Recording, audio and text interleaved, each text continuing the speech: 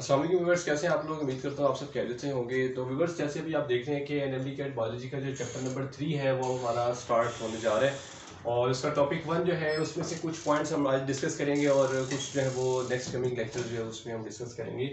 तो स्टार्ट करते हैं अपने क्रोमोसोम्स के ऊपर से। तो what are basically chromosomes. Chromosomes जो है ये आपके कंसिस्ट होते हैं डीएनए और प्रोटीन्स पे, राइट। DNA and proteins. अब यहाँ पे जो प्रोटीन्स हैं वो मोस्टली होती हैं हिस्टोन प्रोटीन्स, राइट। आपको पता है कि जो क्रोमोसोम्स हैं इसमें सारी की सारी आपकी जो जेनेटिक इंफॉर्मेशन है वो प्रेजेंट होती है। Your genetic information, right. Chromosomes में सारी आपकी जेनेटिक इंफॉर्मेशन है। जेनेटिक इंफॉर्मेशन क्यों है? क्योंकि यहाँ पर मौजूद है DNA, right. Deoxy ribo nucleic acid जो आपका डीएनए है वो क्रोमोसोम्स में प्रेजेंट है। दैट्स वाई उसमें सारी जेनेटिक इंफॉर्मेशन होती है। अब हमारे पास जो क्रोमोसोम्स हैं इनको अगर आप देखें तो इनकी डिफरेंट हमारे पास शेप्स भी हैं, ठीक है, और इनकी टाइप्स हैं। अगर आप देखें तो इसकी 4 मेन टाइप्स होती हैं। 4 मेन टाइप्स हैं, राइट।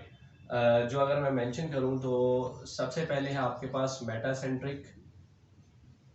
Metacentric chromosomes, right. इसके बाद है आपके पास सब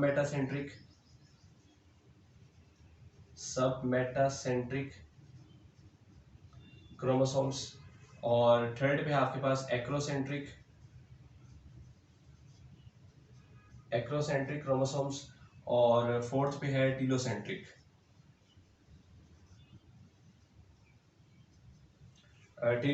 क्रोमोसोम्स। तो 4 इसकी मेन टाइप्स है: मेटासेंट्रिक क्रोमोसोम्स, सब मेटासेंट्रिक क्रोमोसोम्स, एक्रोसेंट्रिक क्रोमोसोम्स और टीलोसेंट्रिक क्रोमोसोम्स। अगर आप क्रोमोसोम्स की बात करें तो क्रोमोसोम का बेसिक जो स्ट्रक्चर है वो क्या है।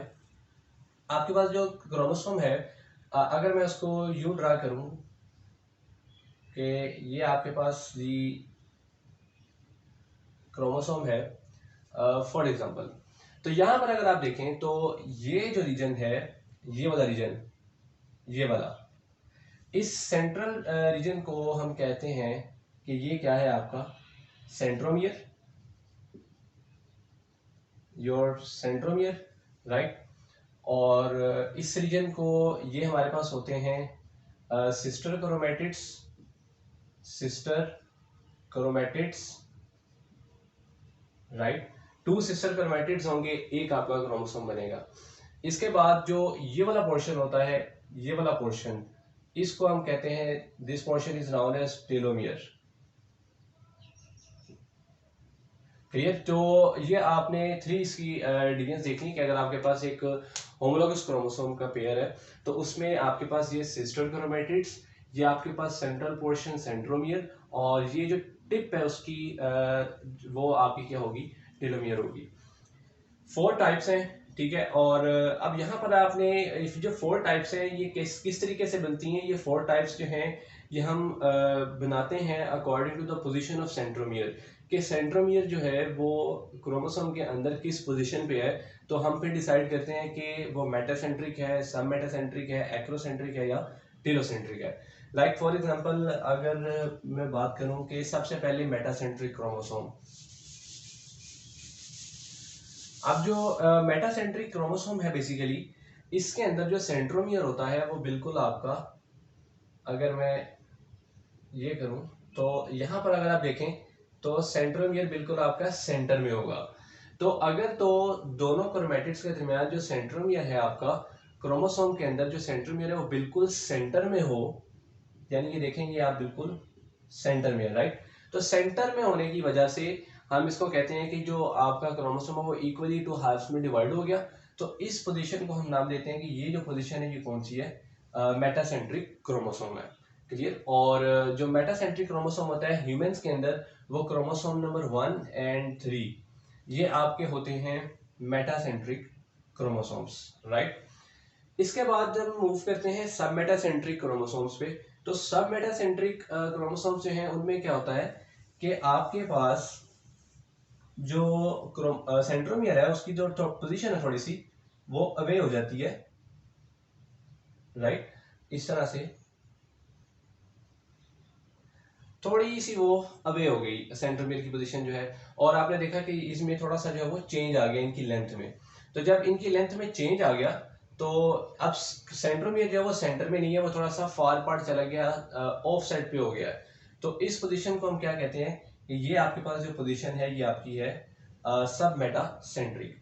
और सब मेटासेंट्रिक में आपके क्रोमोसोम नंबर 4 to 12, राइट, ये आपके होते हैं सब मेटासेंट्रिक क्रोमोसोम। इसके बाद हम आते हैं एक्रोसेंट्रिक के ऊपर। एक्रोसेंट्रिक में क्या होता है कि आपके पास जो सेंट्रोमियर है वो बिल्कुल टॉप पे चला जाता है, राइट, यूं थोड़ा सा इसको और कर लेते हैं, राइट, ये पोजीशन बन गई। अब आप ये देखें कि एक जो लेंथ है वो बहुत ज्यादा लार्ज हो गई है और एक लेंथ बहुत ज्यादा शॉर्ट हो गई है।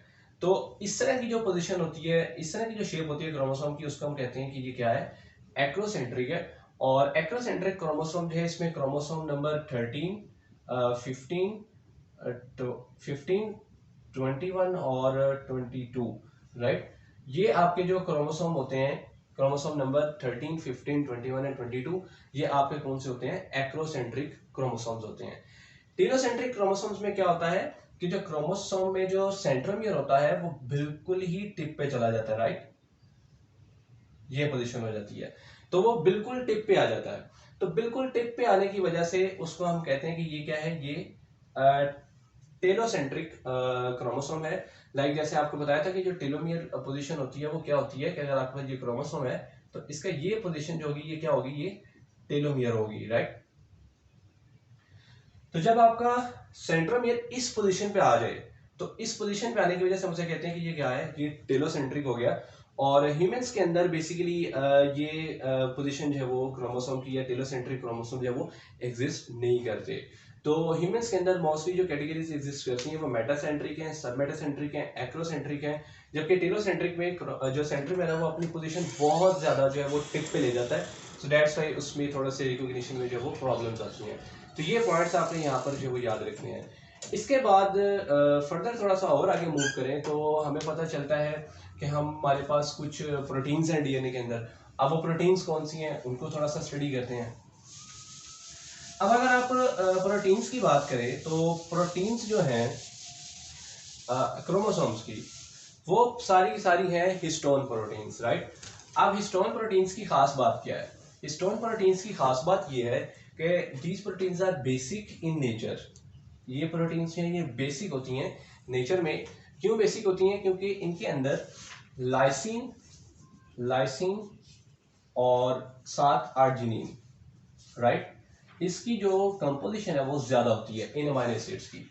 लाइसिन और आर्जिनिन अमीनो एसिड्स की जो कंपोजिशन है वो बहुत ज्यादा होती है, जिसकी वजह से जो हिस्टोन प्रोटीन्स है मोस्टली ये पॉजिटिवली चार्ज होती हैं, पॉजिटिवली चार्ज, राइट, ये आपने चीजें याद रखनी है, ये पॉजिटिवली चार्ज होती हैं।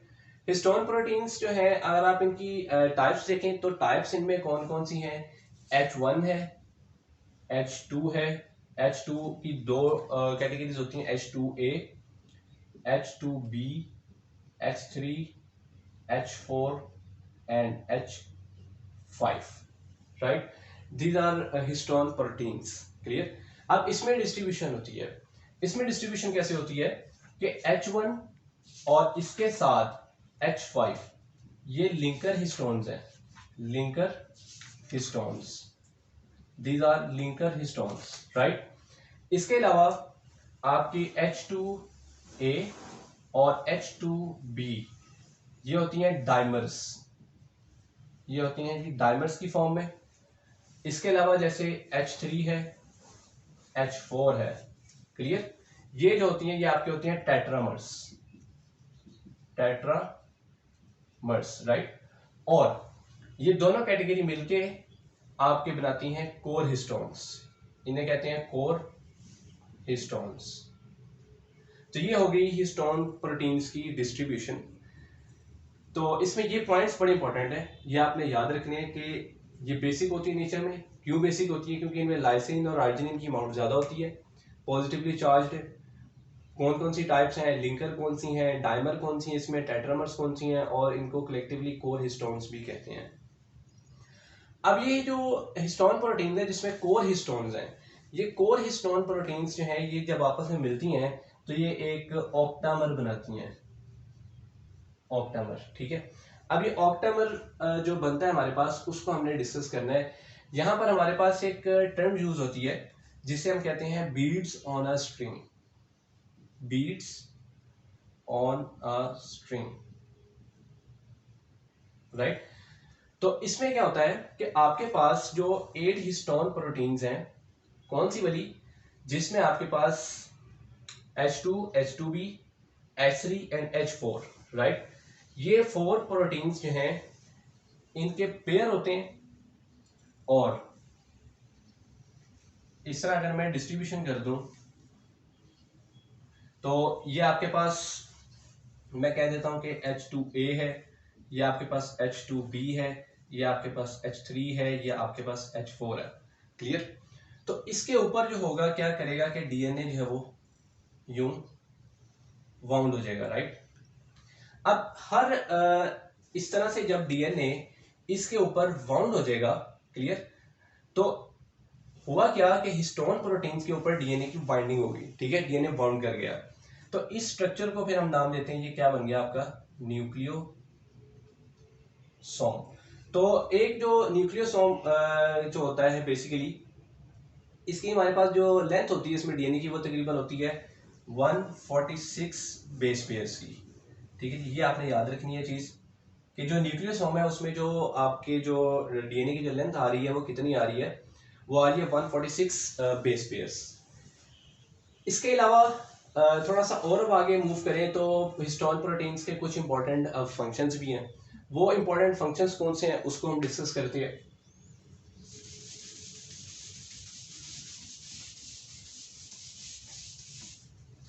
हिस्टोन प्रोटीन्स का एक बहुत इंपॉर्टेंट फंक्शन ये है कि जो आपके हिस्टोन प्रोटीन्स हैं वो डीएनए डैमेजिंग से बचाती हैं, डीएनए को डैमेज होने से बचाती हैं कि कहीं डीएनए जो है वो डैमेज ना हो जाए, ठीक है, इसको प्रोटेक्ट करती हैं। ये बहुत इंपॉर्टेंट इनका जो है वो फंक्शन है।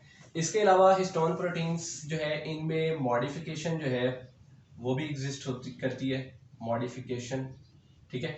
मॉडिफिकेशन इनमें क्यों होती है, क्योंकि जो हिस्टोन प्रोटीन्स हैं ये आपकी जीन एक्सप्रेशन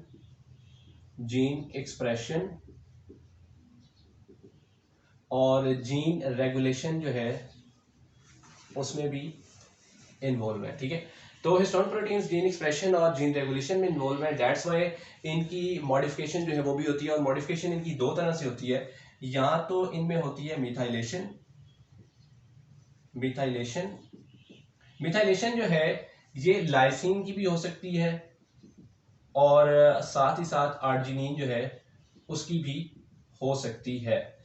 इसके अलावा एक होती है एसिटाइलेशन, एसिटाइलेशन जो है वो सिर्फ और सिर्फ होती है लाइसिन की मोस्टली, राइट। अगर मिथाइलेशन हो तो वो ये ऐसी मॉडिफिकेशन होती है जिससे पता चलता है कि कौन सी प्रोटीन्स जो है जिनके साथ हिस्टोन्स की फर्दर आगे इंटरेक्शन जो है वो होनी है। अगर एसिटाइलेशन हो लाइसिन की, तो लाइसिन की एसिटाइलेशन में क्या होता है कि जो पॉजिटिव चार्ज होता है वो एलिमिनेट हो जाता है। जब पॉजिटिवली चार्ज जो है वो एलिमिनेट हो जाता है तो उससे फर्दर क्या होता है कि जो जीन एक्सप्रेशन है उसमें जो है वो रोल बढ़ जाता है। अब एक यहाँ पर आपने कॉन्सेप्ट ये रखना है कि आपको पता है कि अगर आपके पास पॉजिटिव और नेगेटिव चार्ज हो तो ये एक दूसरे को अट्रैक्ट करते हैं, राइट। ये एक दूसरे को क्या करते हैं, अट्रैक्ट करते हैं। लेकिन अगर सिमिलर चार्जेस हो, लाइक पॉजिटिव हो, नेगेटिव हो या नेगेटिव हो, तो ये एक दूसरे को हमेशा रिपेल करेंगे, ये अट्रैक्ट नहीं करेंगे। सो दैट्स वाई ये नेचर है कि यहाँ पर जो हिस्टोन प्रोटीन्स हैं ये पॉजिटिवली चार्ज है और आपको पता है कि आपका डीएनए नेगेटिवली चार्ज है। तो पॉजिटिव और नेगेटिव चार्ज होने की वजह से डीएनए और हिस्टोन प्रोटीन्स के अंदर एक फोर्स एग्जिस्ट करती है, एक अट्रैक्शन एग्जिस्ट करती है, जिसे कहते हैं electrostatic force of attraction, right. ये नाम याद रखना है आपने कि डीएनए और हिस्टोन प्रोटीन्स में जो फोर्स ऑफ अट्रैक्शन होती है उसको क्या कहते हैं, तो वो इलेक्ट्रोस्टैटिक फोर्स ऑफ अट्रैक्शन होती है। अब ये सारा काम क्यों होता है? ये सारा काम इसलिए होता है कि डीएनए जो है उसकी लेंथ बहुत ज़्यादा होती है और डीएनए को कंपैक्ट करना होता है, उसकी कंपैक्शन करनी होती है, उसको हाईली कंडेंस करना होता है, कंपैक्ट करना होता है। सो दैट्स वाई ज़रूरत पड़ती है हिस्टोन प्रोटीन्स की। अब हिस्टोन प्रोटीन्स क्या करती हैं कि इन पर डीएनए बाइंड करता जाता है और आपका न्यूक्लियोसोम बनता जाता है। अब यहाँ पर अगर थोड़ा सा देखें कि इस चीज़ की क्यों ज़रूरत ज़्यादा है, अगर आप डीएनए मॉलिक्यूल की लेंथ देखें एक एक्चुअल, तो वो आपकी कितनी है? वो तकरीबन ह्यूमन में 1.8 मीटर तक होती है अगर वो डीएनए से बड़ा हो, ठीक है, यानी 1.8 मीटर बड़ी लेंथ होती है। सो दैट्स वाई जब आपका न्यूक्लियोसोम बनता है तो न्यूक्लियोसोम के बाद जो आपकी ये लेंथ है जब आपका ये बाउंडिंग होती है हिस्टोन प्रोटीन्स पे, तो आपकी जो ये लेंथ है ये रिड्यूस्ड हो जाती है 90 माइक्रोमीटर्स पे, राइट? या इसे आप ये भी कह सकते हैं कि 0.09 mm, क्लियर? यहां तक ये रिड्यूस होकर आ जाती है। अब जो अगर आपका 146 बेस पेयर का एक न्यूक्लियोसोम सेगमेंट हो तो उसकी जो आपका डायमीटर होगा बेसिकली वो आपका होगा 30 nanometre fibre, 30 nanometre fibre, clear? ये चीजें आपने बड़ी इंपॉर्टेंट है, इनको याद रखना है, ठीक है, कि क्यों जरूरत पेश पड़ती है, एक्चुअल लेंथ कितनी होती है, रिड्यूस्ड होकर कितनी हो जाती है। अगर 146 बेस पेयर का सेगमेंट हो तो 30 नैनोमीटर आपका जो फाइबर है वो उससे जनरेट होता है, क्लियर? तो ये इसकी हमारे पास हिस्टोन प्रोटीन्स और डीएनए जो है इसकी हमारे पास आ जाती है इंफॉर्मेशन। अब थोड़ा सा अगर आप देखें, जैसे हम प्रीवियसली क्रोमोसोम्स की बात कर रहे थे, क्लियर? अब क्रोमोसोम्स में क्या होता है कि आपके पास जैसे थोड़ा सा उसका उसका स्ट्रक्चर जो है उसको इलेबोरेट कर लेते हैं।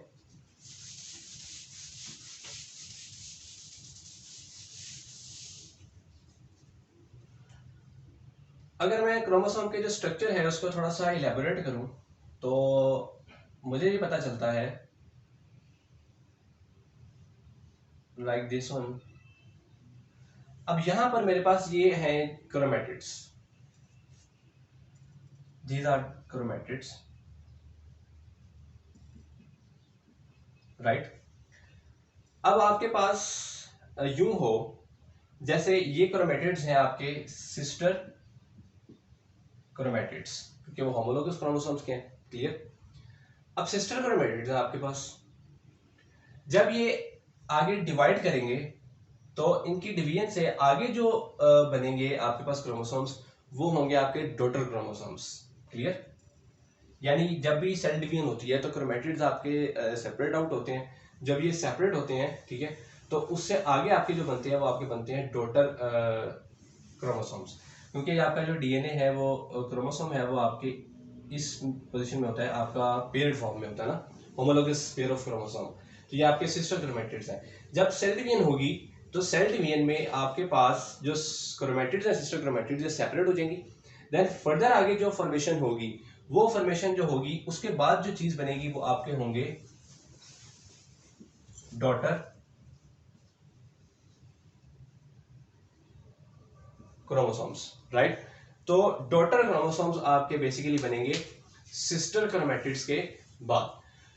ये इंपॉर्टेंट पॉइंट्स हैं। इसके अलावा जो हिस्टोन प्रोटीन्स हैं इसके मैंने इंपॉर्टेंट पॉइंट्स आपके सामने मेंशन कर दिए। जो डीएनए है, इस जो डीएनए है इसकी जो रेप्लिकेशन है, जो ट्रांसक्रिप्शन है बेसिकली, वो हम अपने नेक्स्ट टॉपिक्स के अंदर करेंगे जब हम फर्दर आगे मूव करेंगे। तो यहाँ तक ही हमारा ये टॉपिक था जो क्रोमोसोम्स की टाइप्स और हिस्टोन प्रोटीन्स बेसिकली, वो हमने जो यहाँ पर डिस्कस कर लिया। ओके, थैंक यू, अल्लाह हाफिज़।